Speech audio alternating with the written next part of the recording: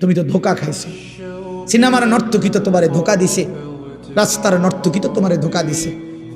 তোমারে যেই পাউডার লাগাইয়া, ফেয়ার অ্যান্ড লাভলি লাগাইয়া, মেকআপ লাগাইয়া দেখাইছিল, একটু পরে ঘরে গিয়ে আবার নিজেই এটা পানি দিয়া ধুইয়া হালাইয়া দিছে। তে যদি বলো যে এই বেহায়া নারী, বেপর্দা নারী, এতগুলো পাউডার সুনু ফেয়ার অ্যান্ড লাভলি ডইলা যে রাস্তায় দেখাইলা বেড়াইতে রে, কানুরি ধুইয়ালাও কা, আমি যে ধোকা দিছি তারে। পুরুষ নামের ওই বেউকুফ বুঝলো না কেন, যুবক নামের ওই আহাম্মক বুঝলো না কেন, আমি যে তাকে ধোকা দিয়েছি।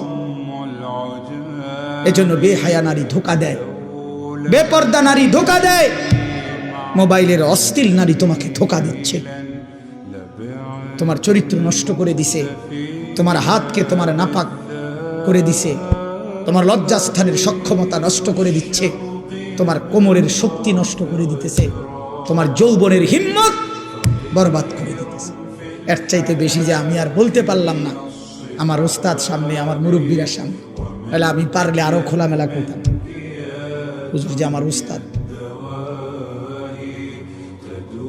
কিন্তু আমার সন্তান, আমি তোমাদের কল্যাণ চাই।